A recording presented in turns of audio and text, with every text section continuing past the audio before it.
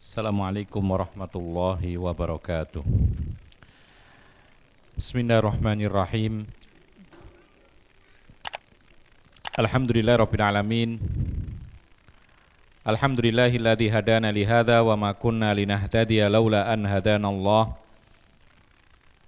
Wa nusalli wa nusallimu ala al-mab'uutsi rahmatan lil alamin.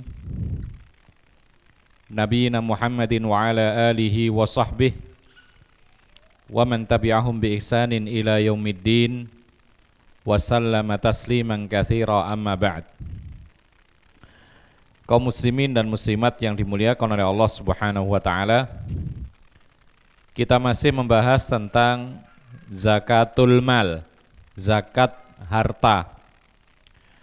Pada kesempatan yang lalu kita bahas bagaimana zakat hasil panen pertanian seperti kurma, gandum, dan disamakan dengannya yaitu padi. Berikutnya, kembali masalah emas dan perak.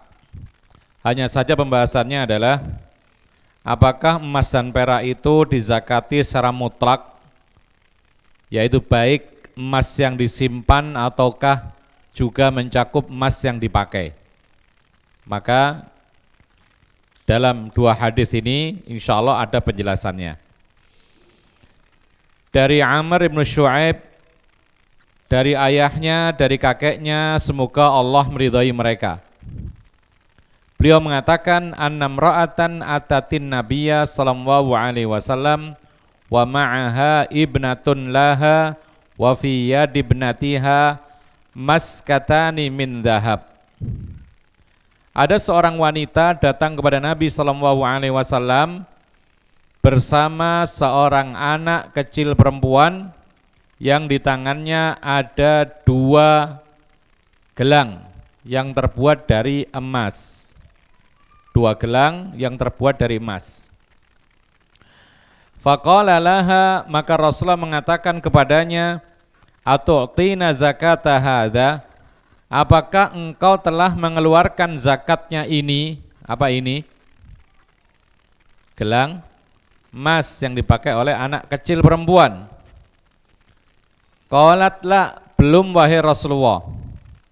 Qala, maka Rasulullah mengatakan, ayasurruki an yusawwirakillahu bihima yaumal qiyamati siwaraini minar. Maka Rasulullah mengatakan, apakah kamu mau nanti pada hari kiamat Allah akan memberikan gelang atau dua gelang di tangannya anakmu perempuan ini tetapi dari api neraka. Fa'alqathuma rawahu tsalatsah wa isnaduhu qawi wa sahhahahu al-hakimu min hadits Aisyah. Maka si perempuan atau ibu tadi langsung kemudian melemparkan dua gelang emas tersebut. Hadis ini dikeluarkan oleh Imam Sunan yang tiga, termasuk Abu Dawud. Kemudian sanadnya kuat, disahihkan oleh Imam Al-Hakim dari jalan hadis Aisyah. Artinya dari jalan yang lain, sahabat yang lain, bukan Amr ibn Shu'aib tetapi dari Aisyah radhiyallahu anha. Ma'asyiral muslimin rahimakumullah, secara lahiriah, lahirnya hadis ini menunjukkan kepada kita bahwa emas, perhiasan itu harus dikeluarkan zakatnya baik disimpan maupun dipakai. Karena Rasulullah menegur, ada anak kecil perempuan yang memakai emas, ditanya apakah sudah dikeluarkan zakatnya. Ketika dijawab belum, maka Rasulullah memberikan ancaman. Maukah kamu kiranya nanti pada hari kiamat karena belum dikeluarkan zakat perhiasan emas ini, nanti Allah akan memberikan dua gelang dari api neraka, disiksa. Namun muslimin dan muslimat yang dimuliakan oleh Allah, meski demikian terjadi perbedaan pendapat di kalangan para ulama tentang emas itu apakah dizakati secara mutlak, baik emas yang disimpan ataupun emas yang dipakai.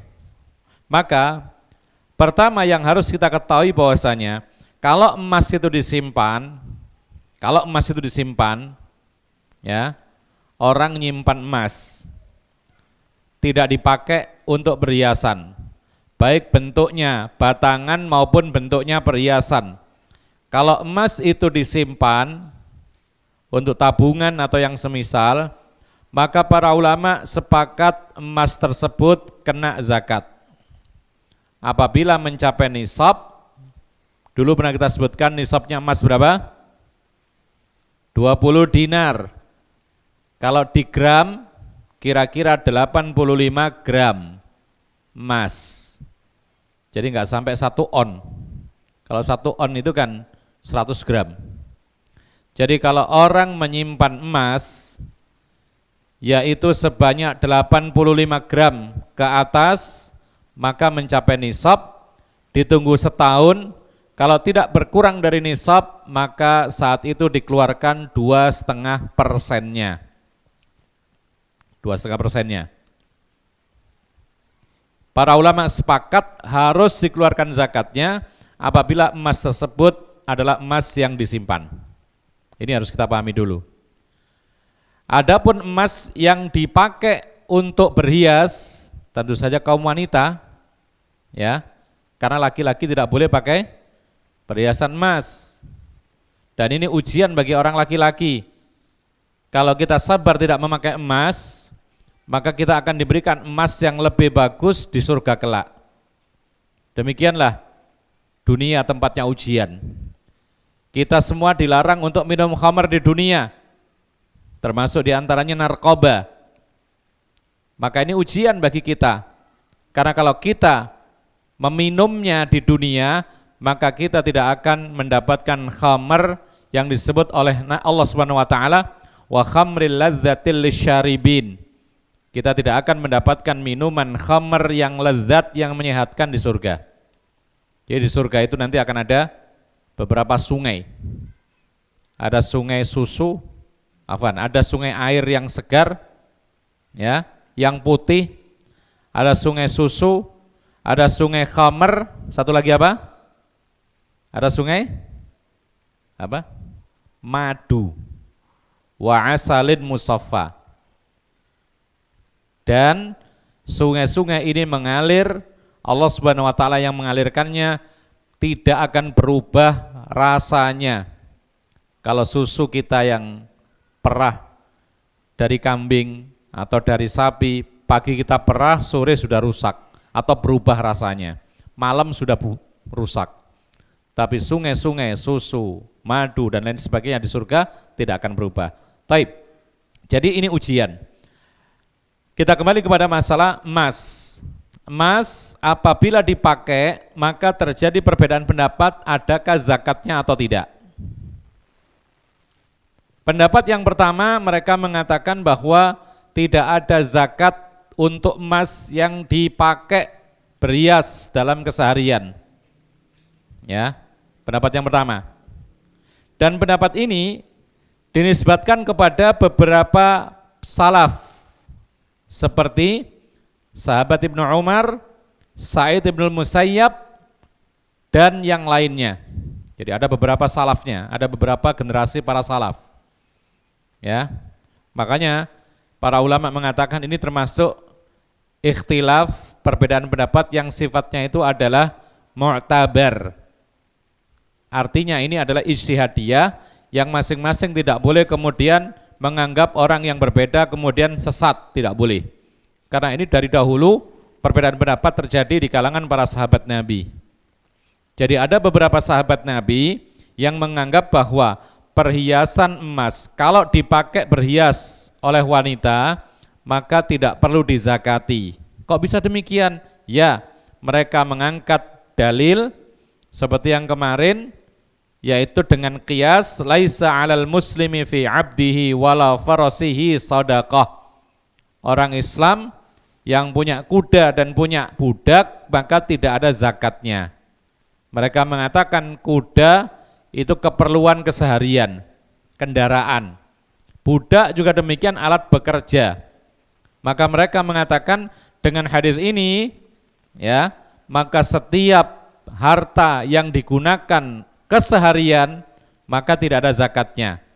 Mereka tidak hanya mengatakan dikiaskan kepada hal ini rumah, kemudian kendaraan, pakaian, tempat tinggal dan lain sebagainya, mereka memasukkan ke dalamnya yaitu perhiasan-perhiasan yang dipakai berhias oleh wanita.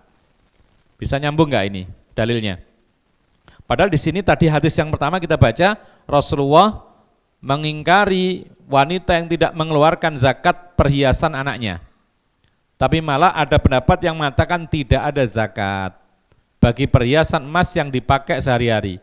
Alasannya apa? Dikiaskan kepada kendaraan, dikiaskan kepada rumah, dikiaskan kepada orang yang punya budak, alat bekerjanya, itu tidak ada zakatnya. Ya.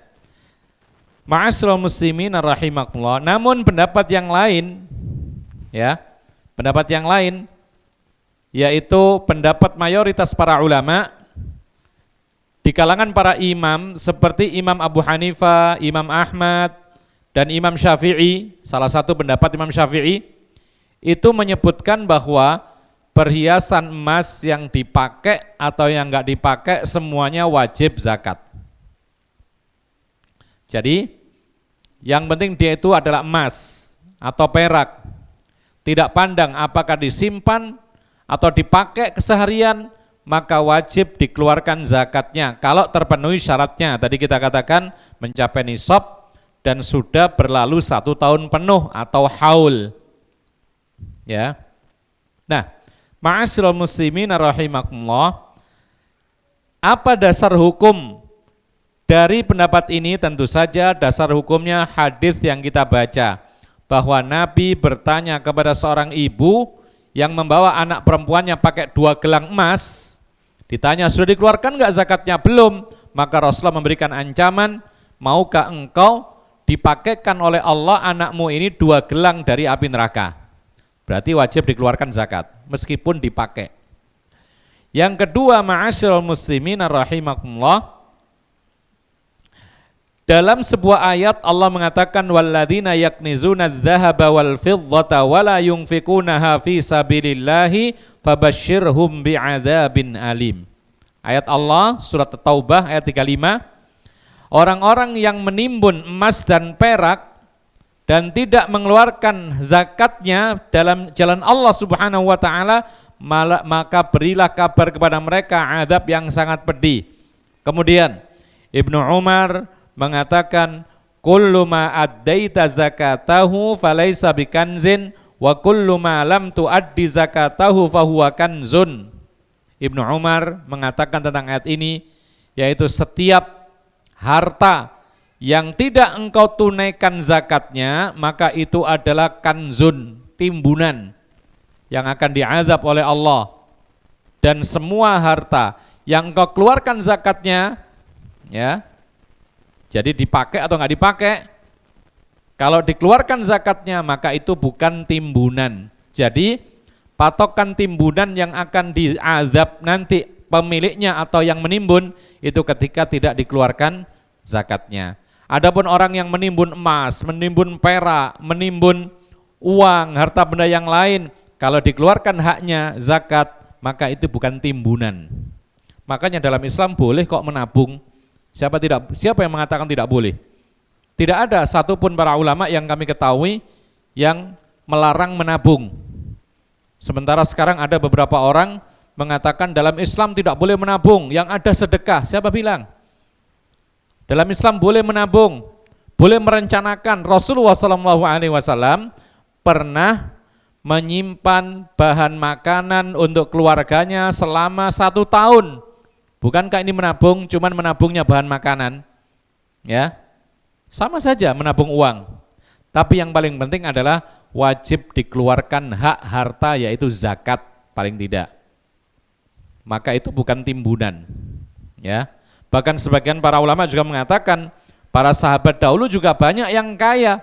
Yang namanya kaya itu ya ada modal, ada tabungan yang disiapkan untuk usaha dan semisalnya. Ini hal yang sifatnya duniawiyah, lumrah. Yang paling penting adalah dikeluarkan hak harta, yaitu zakatnya. Ma'asyiral muslimin rahimakumullah. Sehingga kesimpulannya, emas yang disimpan itu sepakat para ulama harus dizakati. Sedangkan emas yang dipakai untuk perhiasan keseharian, maka ada beda pendapat. Sebagian pendapat mengatakan tidak ada zakatnya. Alasannya karena disamakan dengan barang-barang kebutuhan rumah tangga setiap hari, kendaraan, rumah dan lain sebagainya. Tapi pendapat yang kuat tetap wajib dikeluarkan zakatnya kalau terpenuhi syarat. Mencapai nisab, kemudian berlalu 1 tahun dalam nisab tidak berkurang, maka saat itu harus dikeluarkan 2,5%-nya. Kita lanjutkan. Atau sebelum kita lanjutkan, di sini ada isyarat bahwasanya ternyata boleh perempuan itu memakai perhiasan emas meskipun kelihatan orang laki-laki, tapi ada tapinya. Yang memakai itu adalah anak kecil. Ya. Ini sama dengan pembahasan wanita membuka aurat. Aurat yang bukan berat ya maksudnya, perempuan. Kalau anak itu masih kecil, maka dimaafkan, terutama sebelum usia 7 tahun. Ya. Kalau sudah usia 7 tahun, mulai diperintahkan untuk menutup aurat. Karena itu kewajiban. Sebagaimana anak kecil umur 7 tahun diperintahkan untuk sholat. Kemudian umur 10 tahun lebih dikuatkan lagi perintahnya. Kalau membangkang boleh dipukul, sebagaimana dikatakan oleh Nabi, tapi dengan pukulan yang tidak membekas. Nah, di sini menunjukkan kepada kita pada zaman Nabi ada anak kecil pakai perhiasan emas dan Nabi tidak melarang karena yang pakai anak kecil. Hanya saja Rasulullah menanyakan hak harta, haknya emas tadi dikeluarkan atau tidak zakatnya. Ketika belum dikeluarkan maka Rasulullah memberikan peringatan. Wa an Ummi Salamah radhiyallahu anha annaha kanat talbasu awdahan min dhahabin. Faqalat ya Rasulullah, akanzun huwa? Qala idza addaita zakatahu falaysa bikanzin. Rawahu Abu Dawud wa Daruqutni wa sahhahahu Al-Hakim. Dari Ummu Salamah, semoga Allah meridainya, bahwa beliau Ummu Salamah ini dahulu memakai perhiasan-perhiasan dari emas. Lalu dia bertanya, wahai Rasulullah, apakah perhiasan-perhiasan emasku ini termasuk timbunan harta yang diancam oleh Allah? Dalam surat tadi, At-Taubah ayat 35, walladzina yaknizuna adz-dzahaba wal fiddata dan seterusnya. Hati-hati orang-orang yang menimbun emas perak, tidak menunaikan haknya di jalan Allah, maka beritahu mereka akan mendapatkan azab yang pedih. Nah, Ummu Salamah takut, jangan-jangan termasuk yang diancam dalam ayat, menimbun emas perak. Tanya dia, wahai Rasulullah, apakah perhiasan-perhiasan emasku yang aku pakai ini termasuk timbunan yang diancam oleh Allah pemiliknya diazab dengan azab yang pedih? Maka Rasulullah memberikan patokan timbunan atau bukan. Qala idza addaita zakatahu falaysa bikanzin.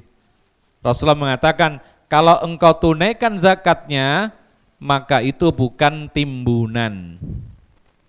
Jadi timbunan yang dilarang dalam Islam, timbunan yang diancam azab oleh Allah Subhanahu wa taala yang sangat pedih, itu timbunan atau bukan timbunan harta benda meskipun dipakai apabila tidak ditunaikan zakatnya.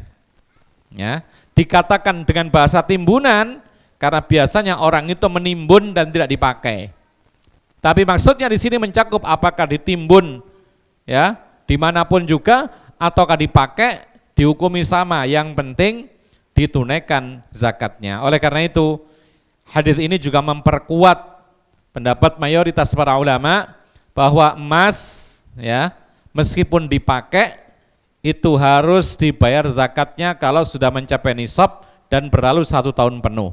Dan zakatnya adalah kembali kepada nisab yang ditentukan oleh Nabi, ukuran zakatnya 2,5%. Kemudian ma'asyiral muslimina rahimakumullah, disebutkan juga oleh para ulama apa yang mendasari bahwa emas perhiasan atau yang dipakai untuk perhiasan ya itu juga harus ditunggu setahun. Padahal kalau kita lihat Rasulullah langsung menegur apakah sudah ditunaikan zakatnya atau enggak. Jadi Rasulullah ketika lihat seorang pakai emas, lalu Rasulullah langsung menanya apakah ditunaikan enggak zakatnya. Rasulullah tidak mengatakan tunggu setahun. Bahkan di sini para ulama mengatakan Rasulullah pun juga tidak tanya nisab. Berapa beratnya itu? Berapa dinar itu? Tidak. Jadi seolah-olah dua hadis ini, emas atau perhiasan emas itu wajib zakat saat ketika memiliki. Punya emas langsung dikeluarkan zakatnya. Ini zahirnya dua hadis ini. Tetapi ma'asyiral muslimin rahimakumullah, kita katakan bahwasanya ini global. Pernyataan seperti ini masih global, artinya masih belum gamblang, ya, belum jelas. Maka memang sepertinya tidak ada nisab dan juga tidak perlu ditunggu setahun, tapi kita harus melengkapi dengan hadis-hadis yang lain. Seperti Rasulullah mengatakan di dalam emas, yaitu laisa fi malin zakatun, ya, hatta yahula alaihil haul. Ini tentang haul. Tidak ada wajib zakat dalam suatu harta melainkan ketika melewati masa 1 tahun penuh.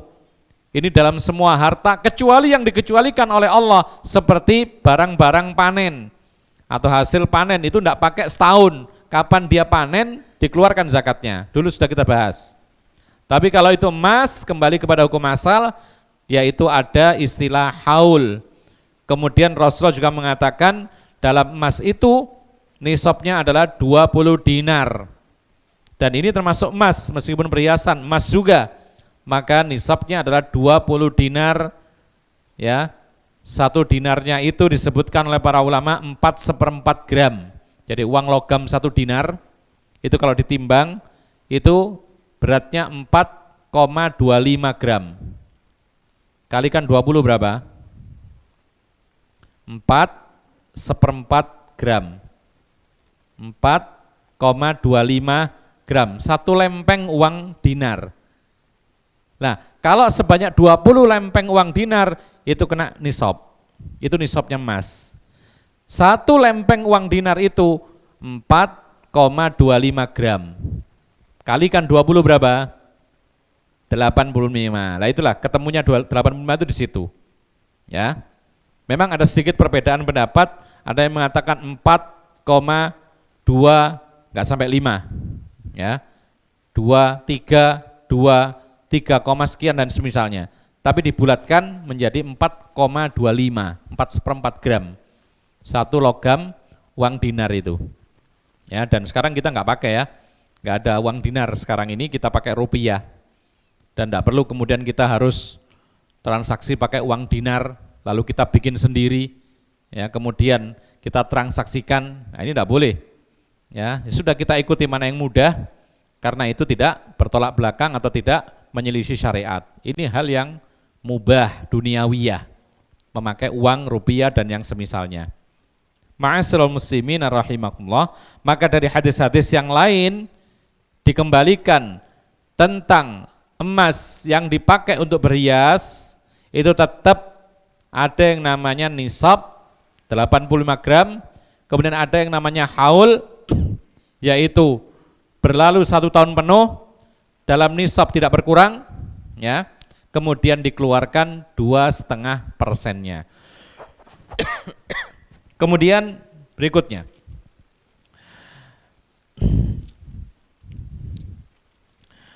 wa an Samurah ibnu Jundub radhiyallahu anhu qala kana Rasulullah sallallahu alaihi wasallam ya'muruna an nukhrijas sadaqata minal ladzi na'udduhu lil bai'i, rawahu Abu Dawud bi isnadin layyin.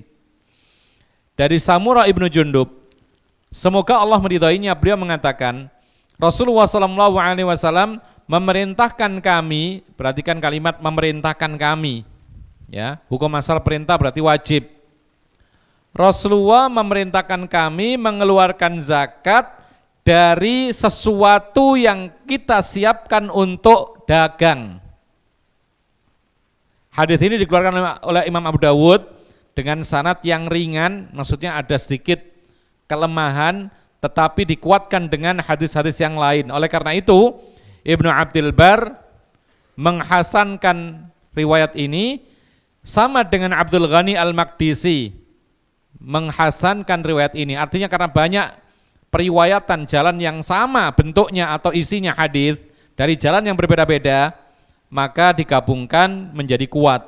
Intinya adalah ini membahas tentang kewajiban zakat mal dalam apa? Dalam urudut tijarah, perniagaan, perdagangan. Ya. Ada yang mengatakan, oh dagang enggak ada zakatnya. Barang-barang perdagangan enggak ada zakatnya. Karena apa? Karena enggak ada dalam Quran. Bahkan disebutkan dalam hadis, enggak ada. Lah ini hadisnya. Oh itu dhaif. Ya memang dhaif, tetapi banyak yang mensahihkan. Dan yang mengatakan dhaif pun ketika dikumpulkan dengan hadis yang lain yang sama, maka hadisnya menjadi kuat.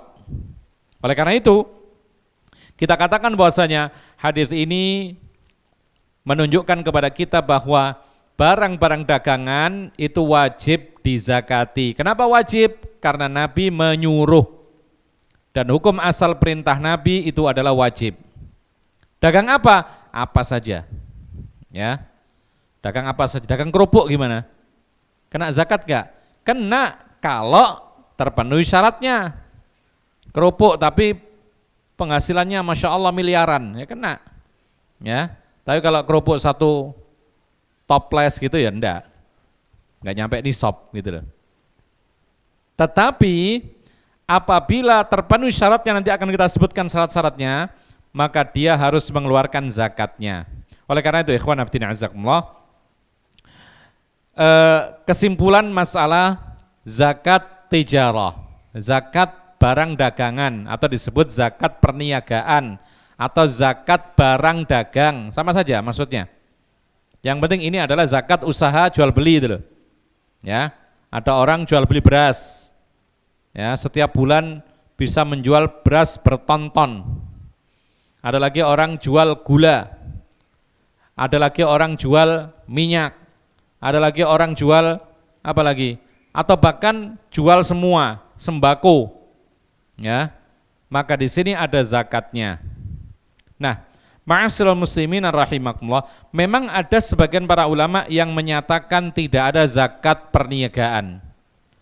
Alasannya tidak lain karena menganggap hadis ini dhaif. Sudah kita terangkan bahwa memang seperti Syekh Al-Albani rahimahullah mendhaifkan hadis ini sehingga beliau mengatakan tidak ada zakat perniagaan.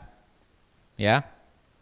Tapi kita katakan tadi masih banyak yang menghasankan hadis ini, dan ternyata ketika diteliti ada hadis-hadis yang lain yang senada dari jalan yang lain digabungkan maka menjadi kuat. Sehingga pendapat yang mengatakan tidak ada zakat perniagaan ini lemah. Pendapat ini. Ya.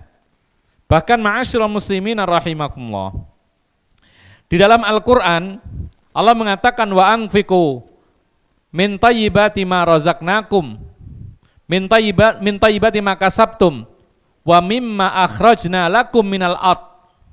Allah Subhanahu wa taala berfirman dalam Al-Qur'an, dan keluarkan zakat dari apa-apa yang kalian usahakan. Nah ini kalimat ini. Dari apa-apa yang kalian usahakan. Apa itu? Ya, perniagaan disebutkan oleh para ulama.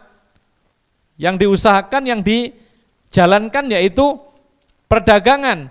Maka ini ayat yang menegaskan tentang zakat perdagangan.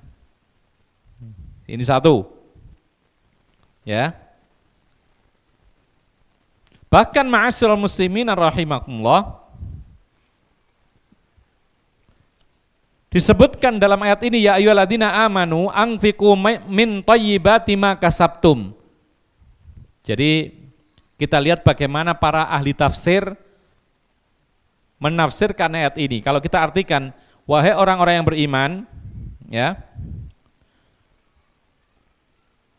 keluarkan zakat dari harta-harta yang baik dari apa yang kalian usahakan. Ini belum jelas tentang perniagaan.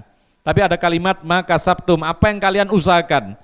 Maka Imam Mujahid, Imam Baydhawi dan lain sebagainya dari kalangan mufassirin, ahli tafsir, mereka mengatakan wahiyya az-zakat, na'am wahiyya tijarah, wahiyya zakatul mafruḍah. Maksudnya adalah perdagangan dan itu ada zakat yang diwajibkan. Jadi perkataan tentang zakat perniagaan ini bukan mengada-ngada. Ini perkataan para salaf, para ahli tafsir mengatakan demikian, bahkan bersandar dengan sebuah hadis yang kita baca.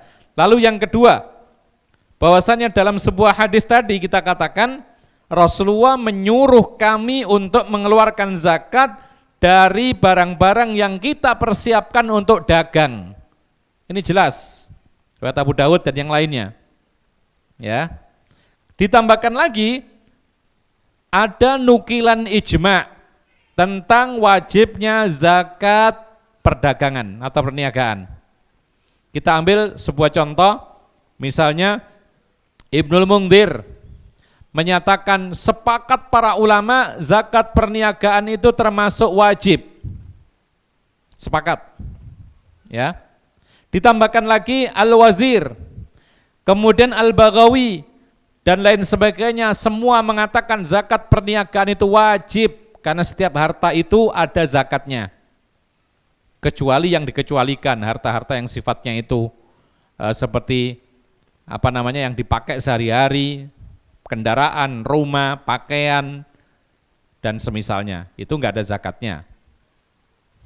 Tetapi harta-harta perdagangan itu sama dengan uang kita, cuman bedanya adalah harta perdagangan, barang-barang dagangan ini sebenarnya uang kita itu tapi bentuknya barang dan kita persiapkan untuk dagang. Kita jual, kita juga beli, kulak, kemudian kita jual, dijalankan. Ya. Sehingga apa? Sehingga biasanya orang dagang punya keuntungan. Maka ketika orang nyimpen harta uang tidak untung saja ada zakatnya, apalagi ketika menguntungkan. Jadi ini min babin aula, lebih utama kena wajib zakat harta perdagangan itu. Karena apa? Karena harta yang diem saja ada wajib zakat, kita punya tabungan 1 miliar. Itu kalau nggak dijalankan, nggak diusahakan, berkurang. Iya kan? Dulu kita sebutkan bagaimana para pengayom anak yatim kalau hartanya banyak, kalau bisa dijalankan atau diusahakan, dibuat bisnis.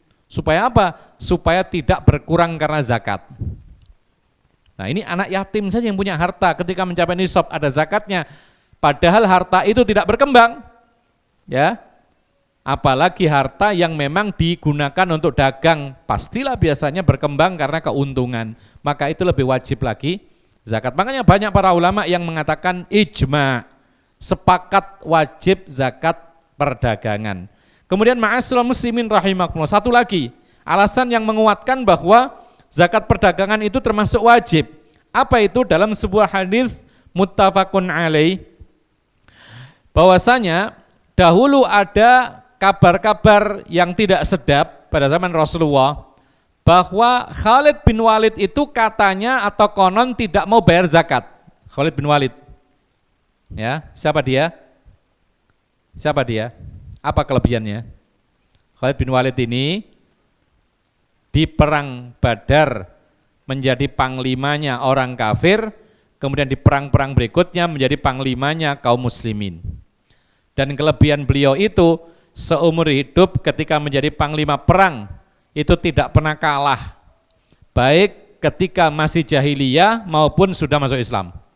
Karena memang pandai luar biasa dia ini memimpin perang. Ya. Kemudian di perang Uhud tadi ya yang di barisan kaum kafir. Kemudian selanjutnya dia di barisan kaum muslimin. Nah, Khalid bin Walid ini karena dia berbagai peperangan dia lakukan, baik ketika masih jahiliyah maupun sudah masuk Islam, itu perang demi peperangan dia lakukan. Dia ahli bermain senjata dan lain sebagainya, termasuk dia kuda banyak. Otomatis apa? Setelah dia selesai berperang, dia mendapatkan banyak harta, senjata perang, baju besi, kuda, kendaraan dan lain sebagainya. maka pantas kalau dia disebut orang kaya. Orang kaya. Apa itu? Punya barang-barang untuk persiapan perang. Baju perang saja sudah berapa harganya? Baju besi itu. Pedangnya tidak hanya satu pedang, beberapa pedang. Belum lagi kuda untuk berperang. Bukan untuk keperluan sehari-hari, memang untuk berperang. Maka saat itulah ketika Umar bin Khattab diperintahkan untuk menarik zakatnya kaum muslimin, dia ini bertanya kepada Rasulullah, "Wahai Rasulullah, ada berita bahwasanya Khalid bin Walid tidak mau bayar zakat. Gimana ini? Suara-suara gak enak ini." Maka Rasulullah membela Khalid. Rasulullah mengatakan, "Amma Khalidun fa innakum tadlimuna Khalidan." Adapun Khalid bin Walid yang katanya enggak mau bayar zakat, sesungguhnya kalianlah dengan perkataan itu mendolimi Khalid bin Walid. Loh, kenapa kok bisa gitu? Katanya Rasulullah, faqad ihtabasa adra'ahu wa a'tadahu fi sabilillah, muttafaqun alaih. Karena Khalid bin Walid itu sudah mewakafkan semua peralatan perangnya, ya, harta-harta hasil peperangnya itu diwakafkan di jalan Allah Subhanahu wa taala. Barang yang diwakafkan tidak ada zakatnya. Ya. Nah, para ulama mengatakan bahwasanya ini sebuah isyarat bahwa memang pada zaman Rasulullah sudah diketahui bersama bahwasanya barang-barang dagangan itu ada wajib zakatnya, sehingga mereka menyangka bahwa Khalid ini banyak senjatanya diperdagangkan kemudian hari. Mereka menyangka Khalid ini memiliki alat-alat berperang, baju perang, pedang, panah dan lain sebagainya, itu diperdagangkan. Tapi kok nggak mengeluarkan zakat? Ternyata Rasulullah memberikan jawaban, itu sudah diwakafkan dan wakaf itu nggak ada zakatnya. Kalau perdagangan ada wakafnya, ada zakatnya. Jadi masjid ini misalnya tanah ini wakaf kan, ya, maka tanah ini nggak ada zakatnya. Ya, kenapa demikian? Karena tanah yang diwakafkan tidak ada zakatnya. Harta yang lain juga demikian. Senjatanya Khalid ibn Walid, kemudian baju perangnya, peralatan perangnya yang telah diwakafkan di jalan Allah tidak ada zakat. Maka mafhumnya bisa dipahami kebalikannya. Harta yang diperdagangkan itu sudah dipahami bersama bahwa itu ada kewajiban zakatnya. Kemudian yang berikutnya tentang harta perniagaan. Maka tentu saja kita sebutkan seperti yang dikatakan oleh para ulama bahwasanya harta atau barang perniagaan atau dagangan, ya, itu pun juga ada nisabnya, dan nisabnya dikaitkan dengan emas, sama dengan uang. Uang nisabnya disamakan dengan emas. Berapa itu? 20 dinar sama dengan 85 gram emas. Kalau barang dagangan ini dinominalkan emas atau uang bisa disamakan dengan 85 gram, berarti itu sudah masuk nisab, batas nisab. Lalu kemudian ditunggu 1 haul, 1 tahun penuh. Ketika 1 tahun penuh itu tidak berkurang dari batas nisab, maka saat itu dikeluarkan yaitu dari harta tersebut 2,5%-nya. Ini tentang zakat perniagaan. Pertanyaannya kemudian, yang dikeluarkan itu atau yang dihitung zakat perniagaan itu harga pokok atau harga jual? Bisa dipahami enggak? Misalnya ada orang punya showroom mobil, kulakan mobil, ya, beberapa unit, semuanya dihitung sampai misalnya 5 miliar misalnya. 5 miliar mencapai nisab enggak kira-kira? Sangat mencapai, ya kan? Kapan dikeluarkan zakatnya? Tunggu setahun, tidak berkurang dari nisab, maka saat itu dikeluarkan, dihitung semua, ya, maka dihitungnya ini harga jual atau harga ketika ngambil kulaan gitu loh. Maka terjadi perbedaan di kalangan para ulama. Sebagian mengatakan bahwasanya yang dikeluarkan itu adalah dihitung harga jual, ya, perkirakan harga jual berapa, karena itulah yang akan dia miliki, maka itu dikeluarkan zakatnya 2,5%-nya. Ya, tapi sebagian yang lain tidak terima. Yang dikeluarkan atau yang dihitung zakat itu adalah barang tersebut dihitung dari harga pokok. Berapa dia kulakannya? Kenapa demikian? Karena itulah hakikat hartanya dia. Adapun keuntungan masih belum dapat, belum di tangan, kan gitu. Dan juga kemudian belum tentu laku sekian. Artinya apa? Yang kita perkirakan harga sekian jualnya itu belum dimiliki keuntungannya, tapi barang pasti kita ngambilnya sekian, lebih murah daripada harga jual. Maka yang dihitung cukup harga pokoknya saja. Ya. Dan ini lebih kuat. Karena apa? Karena kalau harga jual kan belum tentu jualan sekian. Bahkan kadang-kadang orang jual nggak untung atau untung sangat sedikit. Bahkan mungkin kadang-kadang rugi. Antum tahu kalau orang punya showroom mobil itu, ya, kalau sudah sebulan tidak laku, 2 bulan apalagi, maka yang penting laku. Biasanya begitu. Bahkan rugi sedikit pun tidak ada masalah. Karena apa? Karena semakin lama operasional, pajaknya dan lain sebagainya, kan gitu. Sehingga yang penting laku saja. Nah, ini menunjukkan bahwasanya zakat perdagangan yang dihitung itu adalah yaitu harga pokoknya saja. Ini lebih kuat. Kalau harga jual itu belum tentu. Kan nanti untung, masih belum untung. Masih belum di tangan. Baik. Nah, yang dihitung tadi apa saja? Kan dalam perdagangan itu ada uang cash, ya kan? Ada tempat usaha, ada barang dagangan. Ini paling tidak ini. Sekali lagi, dalam perdagangan biasanya ada uang cash, ada tempat usaha, ada kemudian barang dagangan. Yang dihitung itu apa? Yang dihitung itu para ulama mengatakan yang pertama adalah uang cash, yang kedua adalah barang dagangan setelah dipotong hutang-hutang yang ada. Karena apa? Karena Rasulullah mengatakan atau yang dikatakan oleh sahabat Nabi Samurah bin Jundub, minalladzi na'udduhu lil bai'. Yang dikeluarkan zakat perniagaan itu adalah apa saja yang dipersiapkan untuk jual beli. Yang dipersiapkan untuk jual beli apa? Yang dijual belikan ya barang, ya uang modal. Karena uang modal ini juga untuk kulakan. Maka ini pun juga dihitung semuanya. Adapun aset, maka itu alat, maka tidak ada zakatnya. Rukonya enggak ada zakatnya. Apalagi? Alat-alat yang di dalam situ tidak ada zakatnya. Komputer, kursi, meja dan lain sebagainya yang dipakai di situ tidak ada zakatnya. Adzan dulu, Allahu a'lam. Silakan adzan dulu. Kita tambahkan dan insyaallah ini 2 hadis sebagai penutup zakatul mal, yaitu tentang harta yang sifatnya itu disebut dengan istilah harta karun. Ya. Kemudian yang berikutnya yaitu tentang barang tambang. Apakah ada zakatnya atau tidak, maka dibahas dalam 2 atau 3 hadis berikut ini.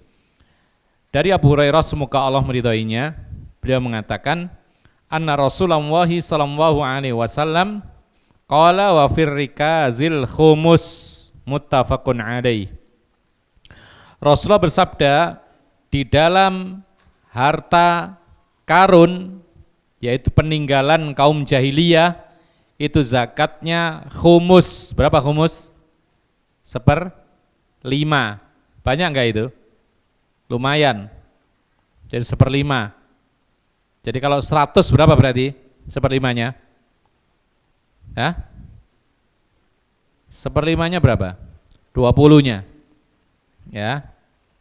Nah, jadi 20%, 1/5 itu banyak. Kenapa banyak? Karena dia tidak ada usaha, tidak mengeluarkan biaya, tenaga dan lain sebagainya. Tahu-tahu nemu harta, maka dia wajib keluarkan zakatnya 1/5.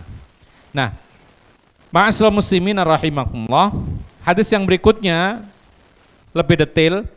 An Amr bin Syuaib an abihi an jaddihi radhiyallahu anhum anna Rasulullah sallallahu alaihi wasallam qala fi kanzin wajadahu rajulun fi kharbatin in wajadtahu fi qaryatin maskunatin fa'arrifhu wa in wajadtahu fi qaryatin ghairi maskunatin fa fihi wa fir rikazil khumus, akhrajahu Ibnu Majah bi isnadin hasan.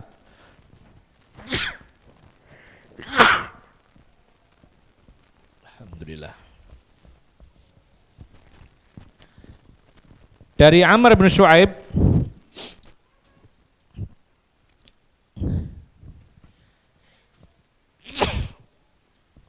Alhamdulillah.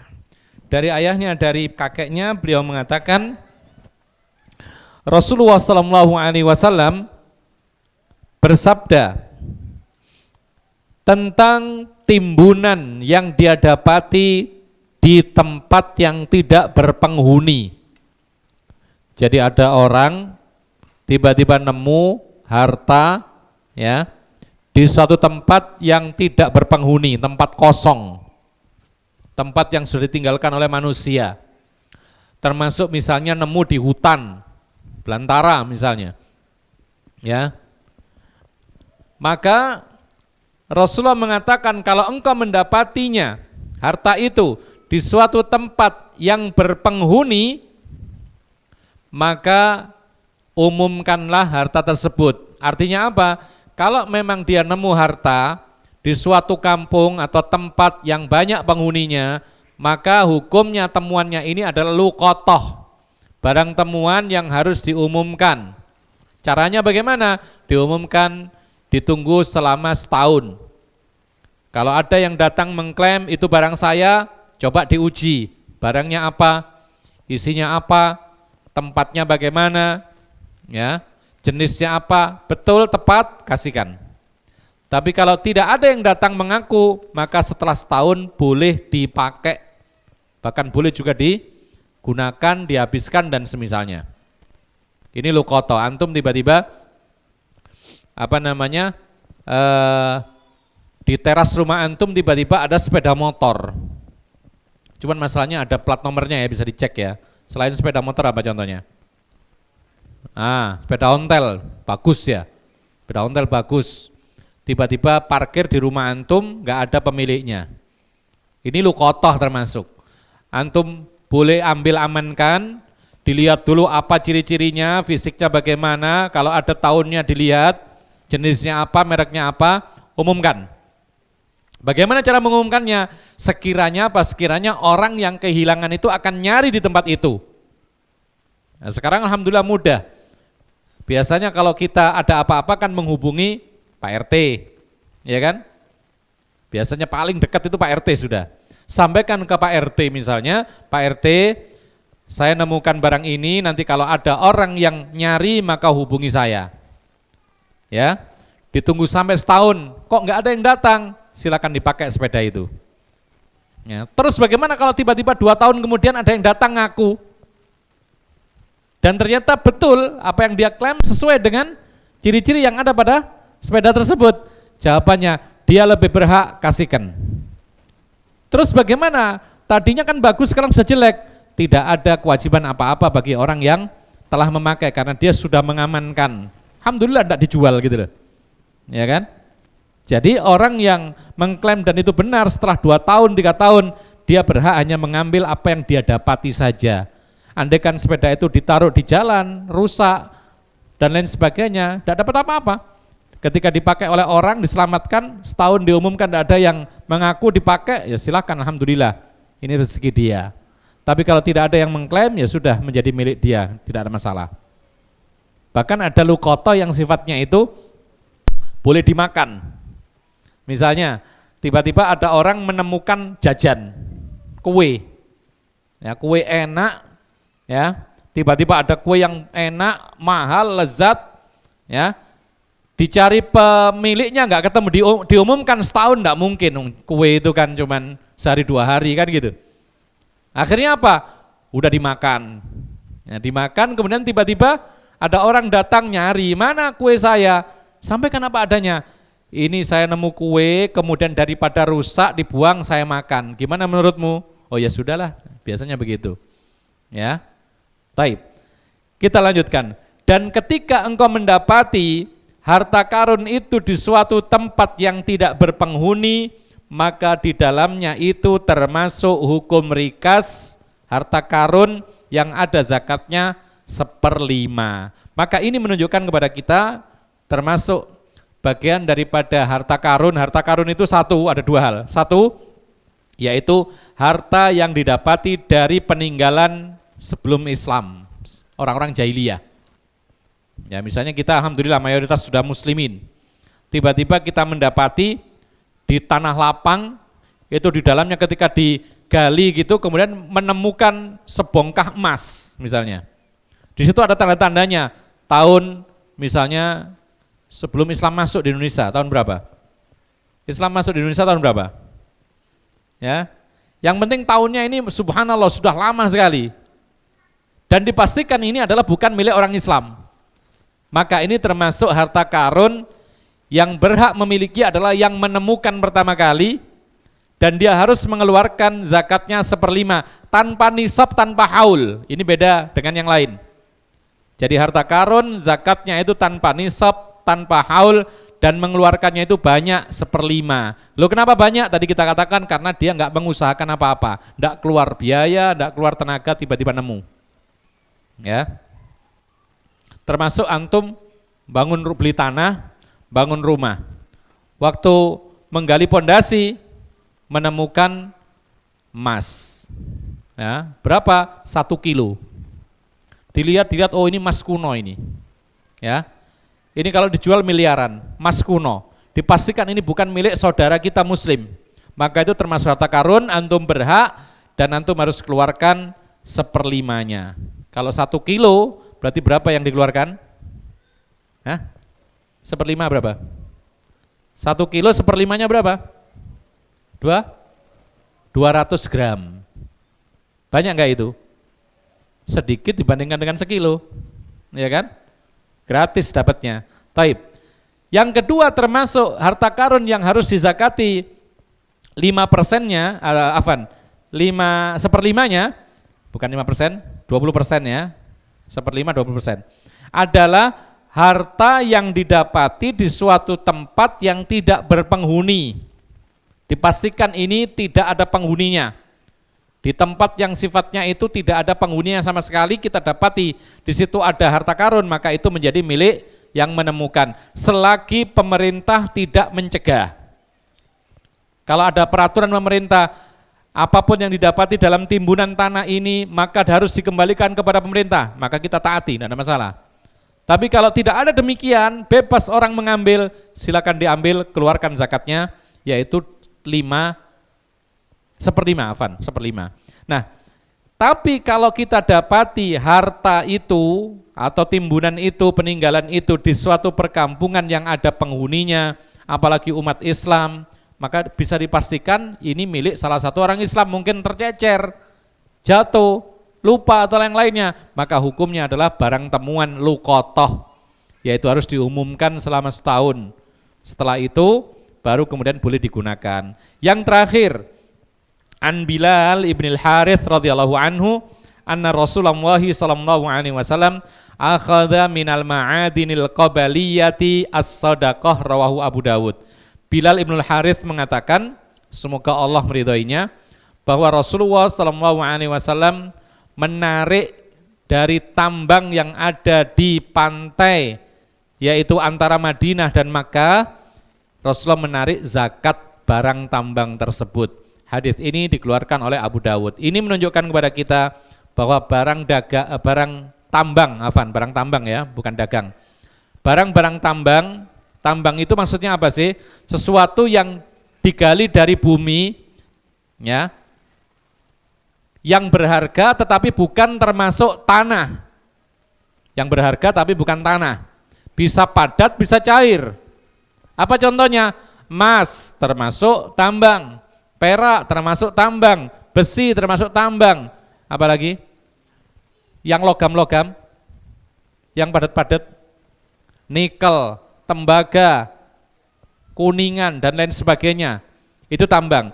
Yang cair, minyak bumi dengan berbagai macam jenisnya, termasuk minyak tanah, termasuk minyak apa gitu, bensin atau apa, solar ya. Ini semuanya barang tambang yang juga ada zakatnya ya. Beda dengan orang yang punya perhiasan, nanti kenanya zakat perhiasan. Tapi orang yang mengambil tambang itu juga ada zakatnya, dan para ulama mengatakan tetap juga harus ada nisab ya, tetap ada nisabnya, yaitu seharga emas tadi. kemudian tanpa haul, yaitu ketika dia dapat, dia keluarkan zakatnya 2,5%. Inilah yang dikatakan oleh mayoritas para ulama, bahwasanya tambang pun juga ada zakatnya karena itu semua termasuk harta, dan di dalam ayat Al-Quran Allah mengatakan ini umumnya zakat, kena semua harta, kecuali yang dikecualikan oleh Allah Subhanahu wa taala, wa fi amwalikum haqqun ma'lum.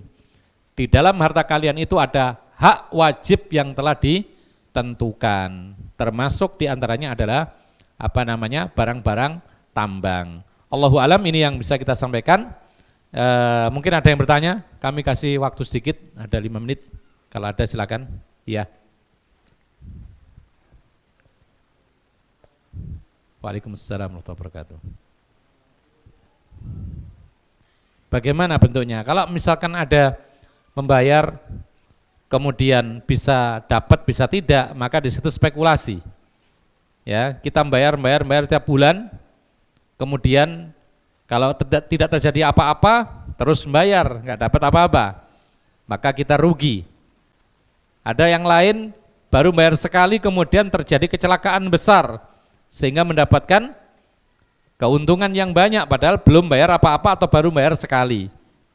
Ada suatu contoh misalnya, terjadi musibah yang besar, ya, musibah yang besar, kecelakaan yang besar misalnya, jembatan runtuh, di situ ada banyak sekali mobil jatuh, sehingga macam-macam, maka keluarlah asuransi dalam jumlah besar, kemudian perusahaannya bangkrut, bisa.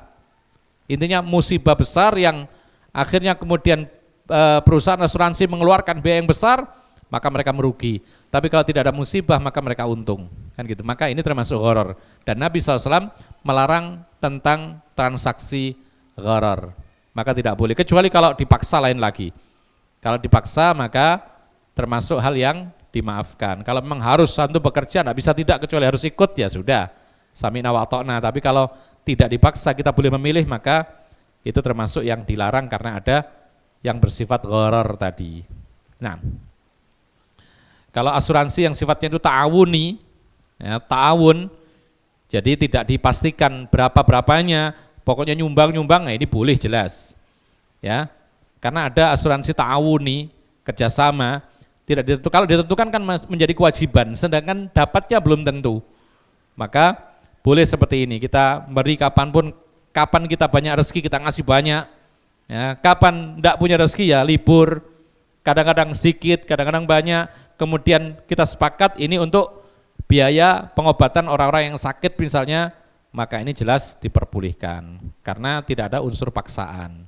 Atau misalnya sifatnya itu ta'awuni, misalnya kita menabung dan kita akan mendapatkan sejumlah apa yang kita tabung, ini pun juga boleh. Jadi kita membayar, yang diklaim ya sebatas yang kita bayarkan tadi. Atau misalnya kalau kita perlu banyak, nanti kita tetap membayar sampai lunas, lalu kemudian selesai berhenti, maka ini diperbolehkan dan itu tidak ada faktor gharar. Allahu a'lam. Ya, habis waktunya, kita cukupkan sampai di sini dan kita insya Allah kita akan lanjutkan, kita akan masuk bab baru yaitu bab Shadaqatul Fitri, yaitu zakatul fitri insya Allah. Aqulu hadza wa astaghfirullah li wa lakum innahu huwal ghafurur rahim. Subhanakallahumma bihamdika asyhadu an la ilaha illa anta astaghfiruka wa atubu ilaik. Assalamualaikum warahmatullahi wabarakatuh.